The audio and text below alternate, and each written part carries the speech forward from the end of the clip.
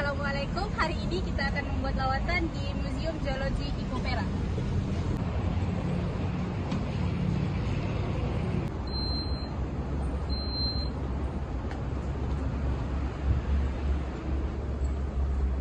Oke, lawatan ini tidak saya sendiri tetapi juga bersama rakan-rakan saya yang lain. Tapi sebelum itu saya kenalkan saya dulu. Saya Nursyafiqah binti Muhammad dan ini. Hai, saya Girosha Subramaniam. Oke, saya Nur Zafira Syamiri binti Nurmai.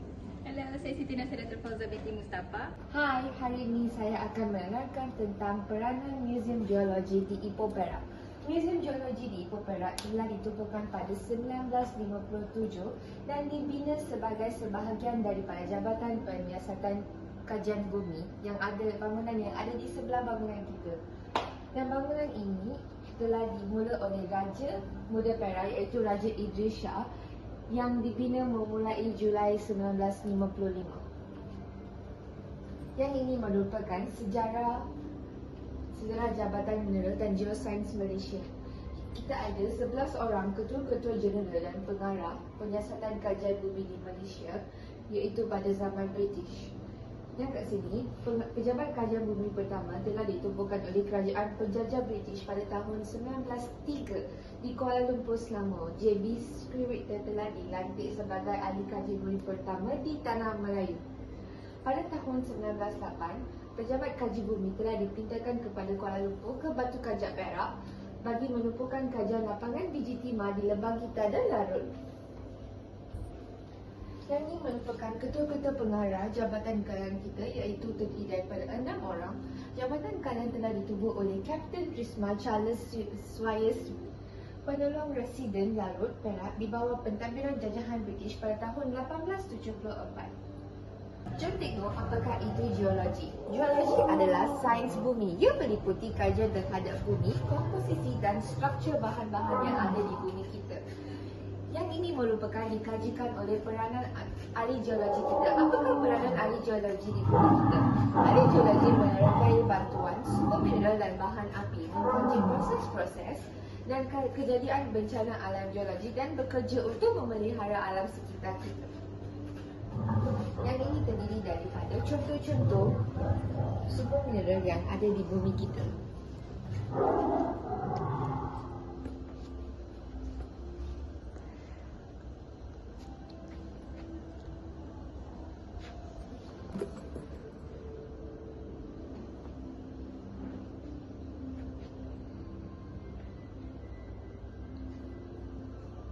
Yang ini merupakan gerakan rentas struktur geologi kita iaitu struktur bumi kita yang terdiri daripada magma, silkan, sesar, andesite dan sesar. Sekarang, jom tengok contoh-contoh evolusi hidupan di bumi. Planet bumi terdiri daripada beberapa evolusi hidupan di bumi kita. Ia terdiri pada life of Paleozoic, life of Mesozoic, life in Tertiary dan life in Quaternary. Struktur bumi kita terdiri daripada kajian geofizik menunjukkan bumi terdiri daripada beberapa lapisan. Yang ini merupakan struktur planet bumi kita. Kajian geofizik menunjukkan bumi terdiri daripada beberapa lapisan yang berbeza dan sifat-sifat seperti berikut: kerat bumi, mantel dan teras. Yang ini merupakan contoh buah batu kapur di Malaysia. Cantik kan? Jom. Tak tengok tak kenapa ada dinosaur kat sini. Jom pergi kepada Pika. Hai, saya akan menerangkan sedikit berkaitan dengan fosil dan juga jenis batuan. Okey, apakah itu fosil? Fosil merupakan satu tinggalan atau kesan daripada organisma, tumbuhan dan juga haiwan yang telah hidup pada satu ketika dahulu dan terawet secara tabii dalam batuan sedimen. Contoh fosil tumbuhan adalah seperti dinosaur. Okey. Seterusnya adalah kegunaan fosil. Terdapat beberapa kegunaan fosil. Yang pertama adalah sebagai penentu usia relatif batuan. Yang kedua adalah penentuan unit-unit stratigrafi batuan dan juga sebagai pengkelasan organisma. Okey, ini adalah contoh-contoh fosil daripada tumbuhan. Terdapat pelbagai jenis fosil yang terhasil daripada tumbuhan. Seterusnya ini adalah contoh-contoh fosil daripada haiwan. Okey, seterusnya kita masuk kepada batuan. Apakah itu batuan? Batuan ialah satu agregat atau satu lebih mineral yang wujud secara semula jadi yang membentuk unit asas bumi dan biasanya boleh dikenali dan dipetakan. Okey, batuan terbahagi kepada 3 jenis batuan. Yang pertama batuan jenis igneous, yang kedua batuan metamorfosis dan ketiga ialah batuan sedimen. Okey, bagaimana batuan igneous terbentuk? Batuan igneous terbentuk daripada hasil dan penyejukan penghabluran mendaring amat panas di dalam permukaan bumi. Manakala batuan metamorfosis ini terbentuk apabila batuan igneous atau batuan sedimen mengalami satu tindakan suhu atau tekanan yang sangat tinggi atau kedua-duanya sekali yang akan mengubah komposisi mineral. Seterusnya batuan sedimen ini pula dia terbentuk daripada pemedapan dan penyimenan endapan longgar yang terendap di atas permukaan bumi. Okey, ini adalah jenis contoh-contoh batuan igneous. Dia terdapat pelbagai jenis batuan igneous yang terdapat di muka bumi. Seterusnya ini adalah contoh-contoh batuan sedimentary dan ini adalah contoh batuan metamorfosis. Okey, bagaimana kitaran batuan boleh berlaku? Okey, ini adalah kitaran batuan yang boleh menunjukkan pelbagai kitaran batuan dan perhubungan antara mantle dan juga permukaan bumi. Okey, seterusnya adalah kayu terkujur. Kayu terkujur ini merupakan salah satu fosil hasil daripada tumbuhan. Kenapa? Sebab kayu terkujur ini adalah fosil di mana tinggalan bahan organik pokok ini bertukar menjadi mineral silikat seperti kuarza dan pada masa yang sama akan bertukar menjadi kayu asal yang kekal dan terpelihara. Contohnya adalah seperti ini. Okey, itu saja. Saya akan serahkan kepada Fauza. Okey, hai, seterusnya kita akan masuk pula bahagian mineral. Apakah yang dimaksudkan dengan mineral? Mineral ini merupakan salah satu sebatian pembejal kimia terbentuk secara sepejadi melalui proses geografi yang mempunyai ciri-ciri kandungan kimia tertentu, susunan struktur alam yang teratur dan ciri-ciri fizikal spesifik. Sifat-sifat fizikal mineral ini terbagi kepada beberapa, antaranya ialah relapan, warna, kekerasan, coretan dan sebagainya. Pengelasan mineral pula terbahagi kepada 9, antaranya ialah kelas silikat, kelas karbonat, kelas sulfat, kelas halida, kelas oksida, kelas sulfida, kelas fosfat, kelas unsur dan kelas organik.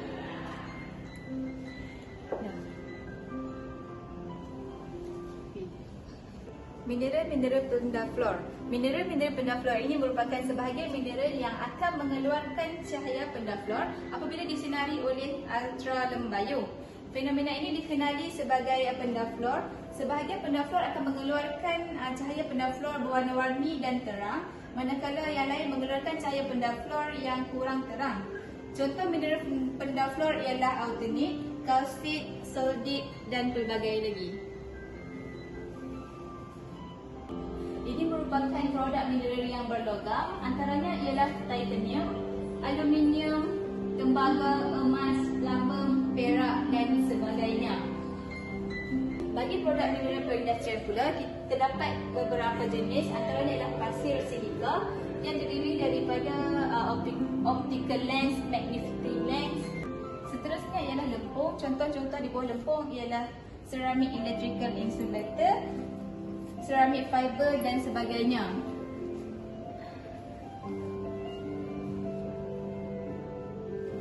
Tanpa mineral, berbagai produk yang kita gunakan setiap hari tidak akan wujud.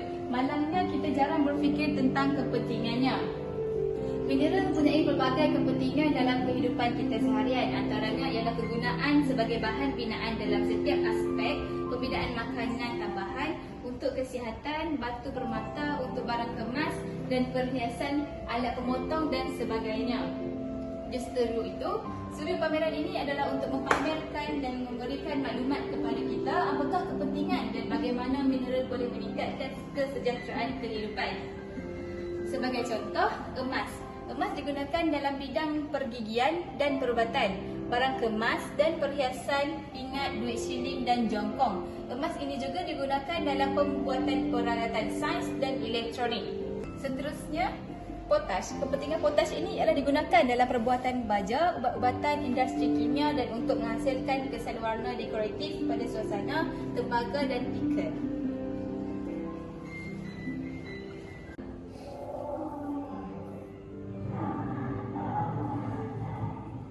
Kaseteri atau biji timah adalah satu galian timah oksida SnO2. Secara umumnya adalah legap, tetapi ia adalah lut cahaya dalam kristal-kristal nipis. Kekilauannya dan antara muka kristal yang banyak menghasilkan permata yang menarik. Jadi perlobongan ialah satu industri utama di Malaysia. Malaysia menghasilkan agregat, bauksit, tanah liat, arang batu, tembaga, feldspa, emas, batu kerikil, ilmenit, biji besi, kaoli, batu kapur, mika, monazit, pasir silika, struberit dan timah. Perlobongan timah merupakan salah satu jenis perlobongan terawal yang beroperasi di Malaysia bermula pada tahun 1820-an di Perak. Ini antara arang batu. Arang batu adalah bahan api fosil yang terbentuk daripada sisa-sisa tumbuhan prasejarah yang terkumpul di dalam paya dan tanah gambut.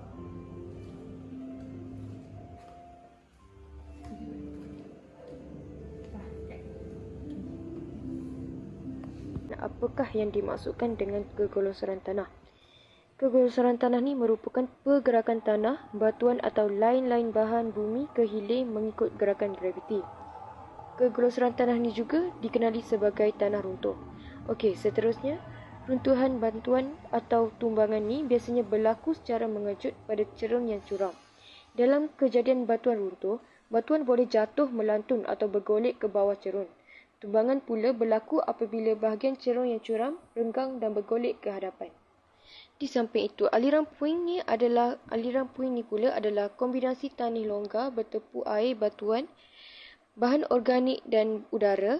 Bahan ini berbeza dalam saiz dari butiran lempung kepada tongkol besar.